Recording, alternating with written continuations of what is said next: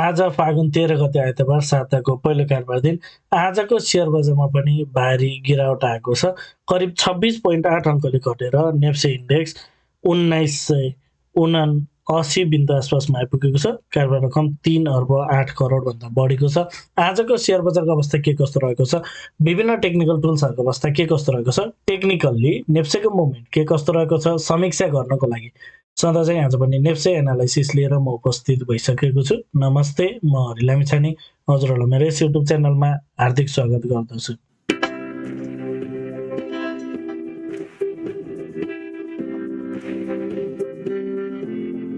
यस YouTube channel मार्फत मैले share बजारसँग सम्बन्धित विभिन्न किसिमका भिडियोहरू लिएर आउने भएको हुनाले यदि हजुरहरूले अहिलेसम्म पनि मेरो च्यानल सब्सक्राइब गर्नुभएको छैन भने कृपया च्यानल सब्सक्राइब गरिदिनु होला र भिडियो पुरा हेर्नुभयो भने हजुरहरूले मैले भन्न खोजेको कुरा सबै सजिलैसँग बुझ्न सक्नुहुनेछ।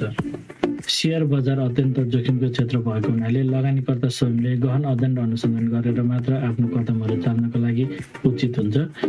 यो भिडियो नितान्त इन्फर्मेटिभ तथा एजुकेसनल पर्पजले तयार गरिएको हुँदा यस भिडियोको आधारमा आफ्नो ट्रेडिङ स्ट्राटेजी नबनाउनको लागि हार्दिक अनुरोध गर्दछु।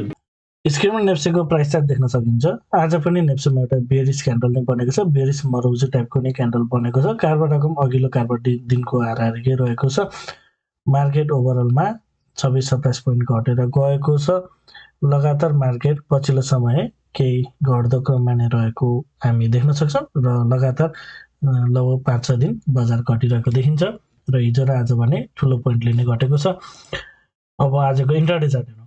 मार्केट ओपन भयो लगतै सुरुवाती चरणमा नै तेज फल भएको थियो र केही तल आइसकेपछि करिब 15 पोइन्ट घटेर फेरि बजार भने केही माथितिर रिकभर गर्ने प्रयास गरेको थियो, तर अगाडि ओपन भएको लेभलसम्म नै पुग्न सकेन। केही साइडेज बसेर फेरि भने तल्लो साइडमा नै ब्रेकडाउन गरेको देखिन्छ।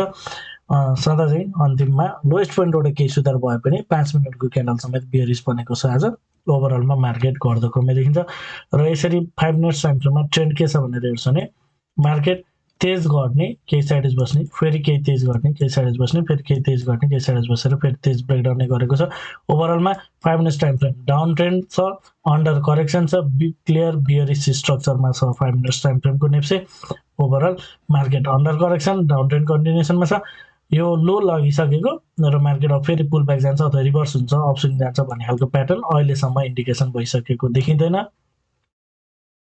15 मिनट्स टाइम फ्रेममा मार्केटले अगाडिको लोलाई ब्रेक गरेर चाहिँ तलतिर झरिसकेको छ र अर्को नयाँ लोको खोजीमा चाहिँ मार्केट रहेको हामी बुझ्न सक्छौँ र यसरी घटिरहेको मार्केटमा यो लो अझै पनि कन्फर्म भइसकेको छैन। मार्केट स्टिल लोवर लोको खोजीमा नै रहेको छ र अहिलेको तत्कालको लागि करेन्टली मार्केटलाई यदि हामी हेर्छौँ भने जबसम्म मार्केट 2020 भन्दा तल रहन्छ, 2020 भन्दा तलको market clear down trend bearish market हो।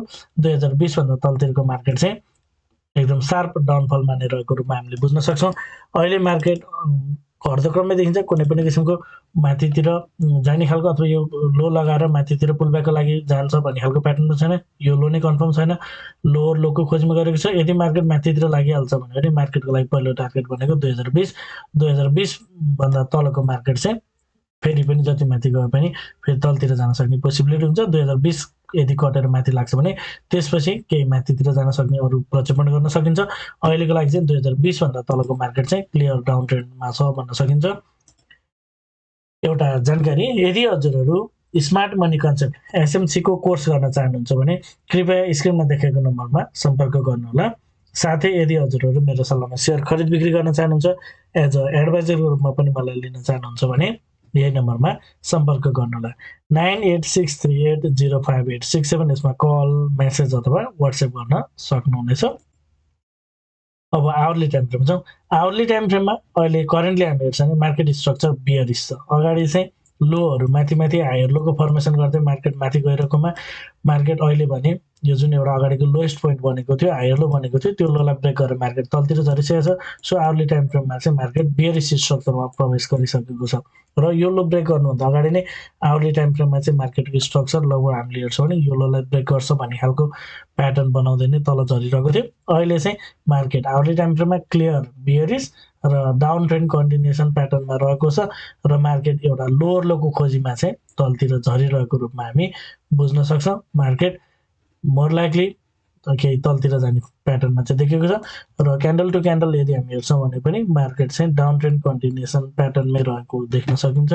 कुनै पनि किसिमको करेक्सन कम्पिटिसनको इन्डिकेसन मिलिसकेको छैन र यदि हामी डेली टाइम फ्रेम हेर्छौँ, डेली टाइम फ्रेममा आज एउटा बेयरिश क्यान्डल बनेको छ। आजको क्यान्डलले पनि आगामी दिनमा बजार घटेर केही तलतिर जान सक्ने इन्डिकेट गर्छ र यसमा हामीले हेर्नुपर्ने सिग्निफिकेन्ट कुरा के रहेको छ भन्ने सन्दर्भमा मार्केटले जुन हिसाबले माथिबाट चाहिँ फल भइरहेको छ, फल हुने क्रममा मार्केटले अब कुन लेभलबाट भए पनि एकदम एग्रेसिभ फल भएको छ। माइनर अपस्विङ कतातिरबाट जाला भन्नाले अलिकति राम्रो अपस्विङ जानको लागि मार्केटको लागि चाहिँ एटलिस्ट मिनिमम पनि 1926 वा त्योभन्दा तलतिर आउनु पनि देखिन्छ। एउटा राम्रो पुलब्याक जानको लागि चाहिँ यो लेभलमा आएपछि चाहिँ यो लेभलबाट चाहिँ केही माथितिर राम्रो पुलब्याक जान सक्ने हामी केही एनालाइसिस गर्न सक्छौँ भने त्योभन्दा माथिल्लो लेभलबाट चाहिँ खासै मार्केट माथितिर जान सक्ने त्यति देखिँदैन। ओभरअलमा 1926 वा त्योभन्दा तलतिरको लेभलबाट पनि 1900 को राउन्ड फिगरबाट मार्केट माथितिर गए पनि फेरि पनि मार्केट चाहिँ जति माथि गए पनि मार्केट तलतिर आउन सक्ने चान्सेस चाहिँ बढेर जान्छ। एउटा कुरा आवरली टाइम फ्रेममा हामी बेयरिश छौँ, मार्केटले यो लेभल ब्रेक तल झरिसकेको छ भने अर्को कुरा डेली टाइम फ्रेममा मार्केटको ओभरअल मुभ के कस्तो छ भन्ने सन्दर्भमा डेली टाइम फ्रेममा यदि मार्केट अगाडिको डाटासँग कम्पेरिजन जुन योभन्दा अगाडि 2200 तल झरेको थियो, यदि यसको रिब्यालेन्सिङको लागि गएको हो भने चाहिँ पुनः मार्केट चाहिँ फेरि पनि तलतिर आउने यो एनालाइसिस चाहिँ पहिलेदेखिको जुन यो यथावत नै छ। सो अब मार्केटले यो जुन अगाडिको यो एउटा स्याडो बनेको छ यो लेभलबाट केही रियाक्सन गर्न सक्ने चान्सहरू होला। यदि मार्केटले यो लेभलमा केही यदि रियाक्सन गर्यो भने एउटा अथवा दुईटा केही ग्रिन क्यान्डल बनेर मार्केट केही माथितिर जाने प्रयास गरे पनि अल्टिमेटली मार्केटको मुभ भने चाहिँ यो जोनसम्म चाहिँ आउँछ कि भनेर हामीले हेर्न सक्छौँ। कम्तीमा पनि 1926 देखि 1830 को लाइनमा फेरि पनि आउँछ कि भनेर हामीले हेर्न सक्छौँ। अब कन्क्लुजनतर्फ जाउँ। कन्क्लुजन भन्नुपर्दा डेली टाइम फ्रेममा एउटा शार्प डाउनफल भइरहेको छ, एकरो एग्रेसिभ मार्केट डाउनफल भइरहेको छ। आवरली टाइम फ्रेममा पनि सेम सिनारियो एकरो रूपमा एग्रेसिभली मार्केट डाउन भइरहेको छ। सो यसरी तेज घटिरहेको मार्केट कुनै पोइन्ट्समा आएर केही न केही माइनर अपस्विङ जाने सम्भावना हुन्छ।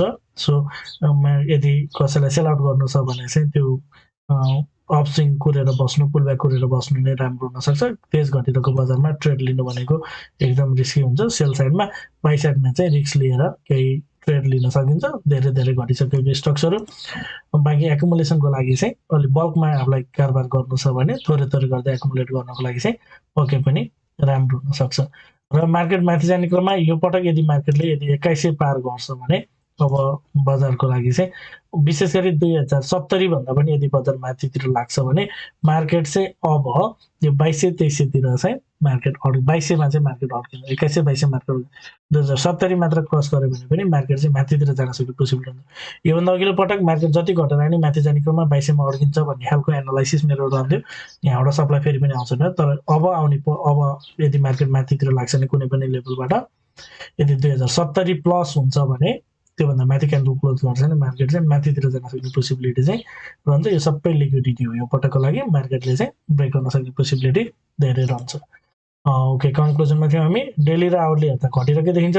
5 र 15 मिनटमा नै बजार शार्प डाउन साइडमा नै छ, डाउन ट्रेन्डमा नै छ। रिभर्सलको इन्डिकेसन अहिलेसम्म मिलिसकेको छैन। हजुरहरूलाई मेरो एनालाइसिस, मेरो प्रेजेन्टेसन के कस्तो लागिरहेको छ कमेन्टमा जानकारी गराइदिनु होला।